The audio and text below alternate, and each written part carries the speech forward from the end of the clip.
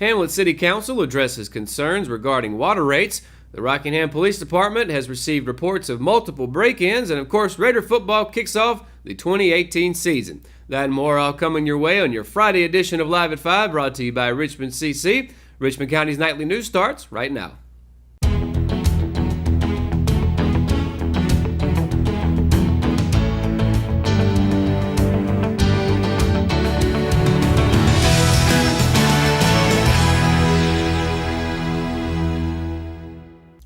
Richmond Raider football is back tonight. The opening game takes place at Raider Stadium at 7:30 p.m. On this week's edition of the RO Sports Show, we sat down with head coach Brian Till to talk about tonight's game against Ronald Reagan High School. You can, of course, watch the interview on demand on all of the Richmond Observer platforms. From Live at 5, we, of course, want to say good luck to the Richmond Raider football team. The Rockingham Police Department received several reports of break-ins in the Sunny Acres subdivision area.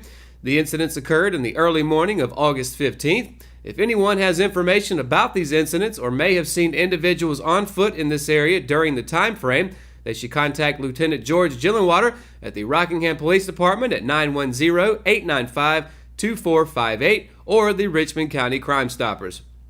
On the evening of August 14th, the chairs in the meeting chambers of the Hamlet City Council were full for a while. Despite the large number of people seated in the chambers with their water bills in their hands, only 4 people addressed the City Council with personal concerns about the increase in the water bills in August. The First Lady exclaimed she, quote, about fell out when she opened her bill. A couple expressed concern about a $30 increase in their water bill. A gentleman from East Rockingham said he was there to speak as a representative for people that were on disability and had financial problems, saying that they would not be able to pay their water bills. City Manager Jonathan Blanton addressed each of their concerns, explaining the need for the rate increase and that the consumers had received notices in the mail for 3 months prior to the August bill going out. He also said that he would be glad to send someone out to check to make sure there wasn't a leak in the system that could be a reason for the increase in water usage. Blanton went on to say, quote, the Hamlet water treatment plant is over 100 years old and the sewage treatment plant is more than 40 years old. There has been no water rate increase in 10 years. The city cannot continue to operate in a deficit. The deficit in this department was $400,000 last year. Upgrades are needed for the Hamlet facilities, and those need to be addressed sooner rather than later. We are looking out for the future of Hamlet, end quote.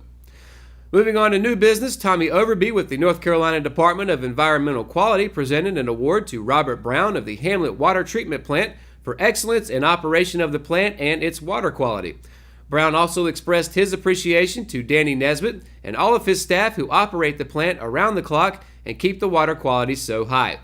Councilman Jesse McQueen added that it was a shame that the large group of citizens who left after the discussion about the water bill increase didn't see the award presentation.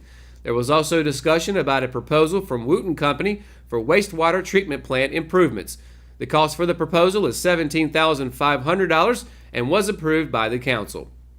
When we return, I'll be bringing you your Live at 5 weather report. It's coming up right after the break, so stay tuned. Rockingham Dragway presents Smoke at the Rock Barbecue Cook-Off. On Saturday, August 18th, contestants will outcook one another, and you get to decide who is the best pork and chicken barbecuer in the Sand Hills region. Plus, enter the cornhole tournament for a $200 payout to the winner. Admission is only $8 and children 12 and under get in free. Pay nothing for parking. Entry into the cook-off is just $40. Visit Rockingham Dragway for more information. It's on! It's back to school time here at Simply Chic in downtown Rockingham. We'll offer 15% off regularly priced items and an additional 10% off sale items to all school employees and retirees. This Thursday, August the 16th through Saturday, August the 18th. We'd like to show our appreciation to all educators and wish them the best of luck for the upcoming 2018 to 2019 school year. It includes all Richmond County as well as surrounding counties. Come on out, teachers and employees. Sale excludes Brighton Jewelry.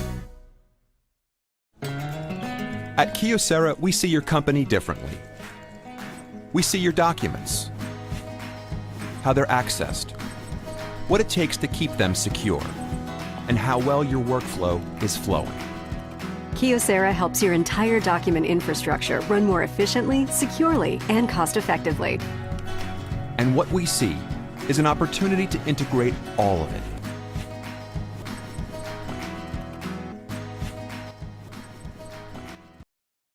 At Richmond County Hospice, we strive to provide high-quality care to our patients and their families. Whether it's the incredible hospitality at the Haven House or from the comfort of your own home, you can count on hospice to be there for you. We also offer monthly grief support groups, and our chaplain will be there to hold your hand in prayer. Through our amazing staff and our volunteers, hospice has made difficult times easier for our community. Call the number on your screen if you feel that you or your loved one may benefit from our services. Richmond County Hospice.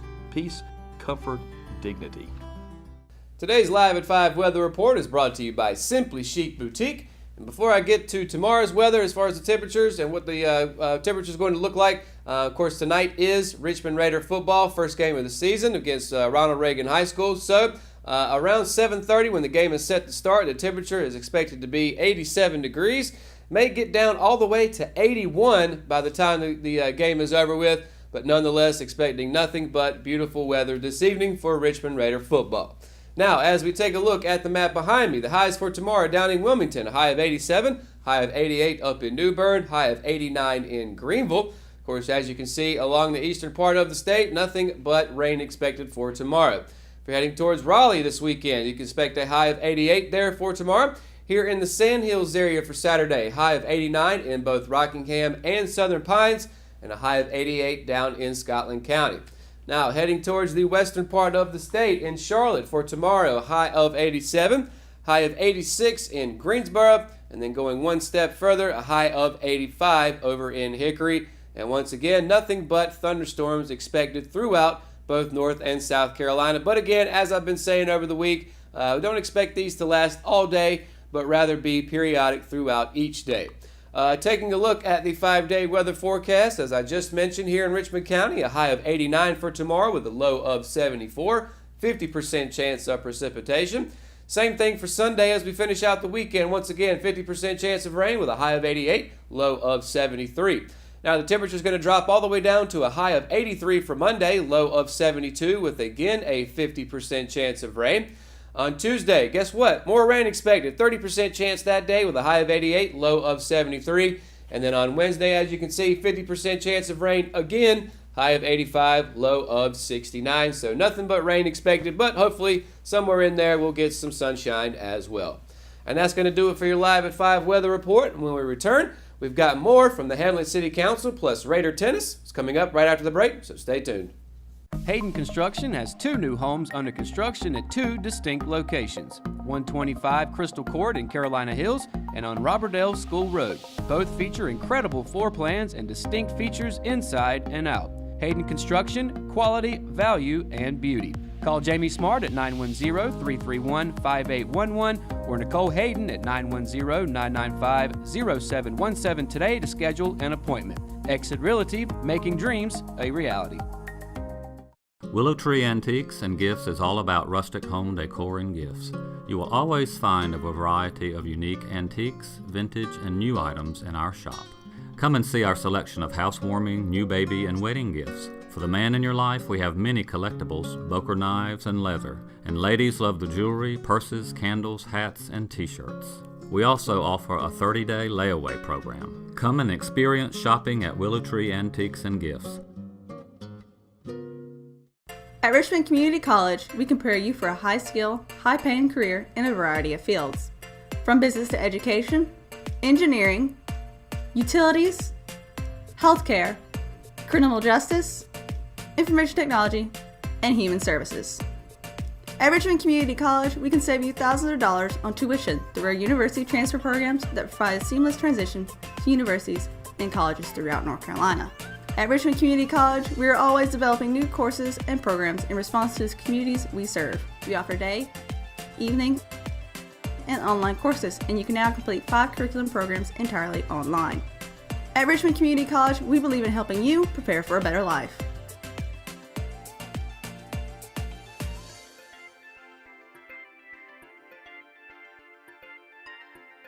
Richmond Community College. Local college, big impact. McNair Auto Sales is the place to buy your pre-owned car, truck, or van. To be the best, it takes big selection, friendly staff, and great pricing. We guarantee a no-hassle buying experience, and financing is available right on site. So come see us today. We're located at 1026 East Broad Avenue in Rockingham. And remember, with over 40 years of experience, you know McNair is the name you can trust.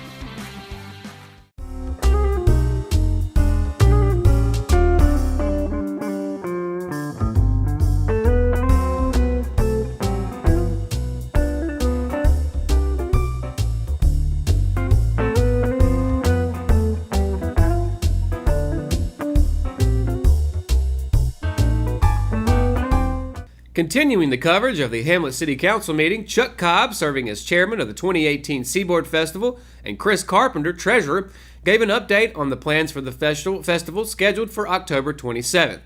Many folks are working hard to make sure it is a success, and Cobb thanked the city for its assistance. The 5K run, car show, crafters, vendors, a variety of entertainment, all this and more are part of the day-long event. Currently, they have 124 vendors lined up and 150 spaces sold.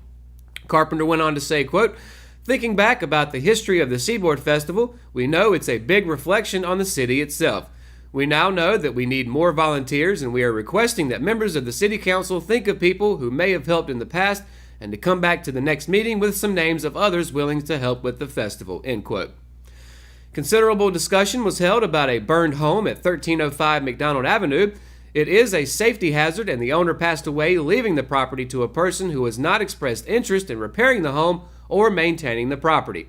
The appropriate people have been contacted about the home, and a motion was passed to demolish the house and clear the property. An agreement was approved for the recognition of City Fire and EMS as a wilderness search and rescue resource, as all the needed equipment is already part of their inventory. There was also a review of some zoning map amendments which impact Richmond Community College and a request for a cellular tower across the street from the Public Works building. An approval for the reappointment of Wanda Allman to the Hamlet Housing Authority Board passed, and David Quick and Dewey Browder were appointed to serve on the Planning and Zoning Board. A motion was made and approved of the tax settlement for the fiscal year of 2017-2018 of 94.25%. In its second match in as many days to begin the season, the Lady Raiders tennis team fell to another non-conference opponent, this time the Lady Eagles of East Montgomery High School. In singles action, number one player Jayana Nicholson was injured during her match and was unable to continue, losing 6-1 in the process. In other single competition, no other Lady Raiders were able to capitalize and outscore their respective opponent. Number 2 player Grayson Wade was defeated by Mary Beth McCaskill in a close game 11-9. Emily Parsons fell 10-4 in her match against number 3 Yoricel Salazar. Both Taylor Parrish and Emily Bowie lost 10-2 to Hannah Moore and Allison Burr in the number 4 and 5 games respectively. And Morgan Hooks, the number 6 player, was unable to pull out victory over McKinley Baker, losing 10-8. With Nicholson injured, Wade wasn't able to pair up his number 1 and number 2 players for their doubles match, switching in Parsons to pair up with Grayson Wade. The move would be moot, however, as the previous number 2 singles match took over 2 hours to finish, thus keeping Wade from competing in doubles.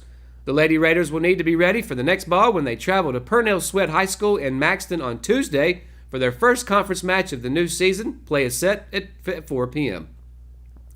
And that's going to do it for today's edition of Live at 5. If you haven't already, be sure to download the Richmond Observer app for your iPhone and Android devices.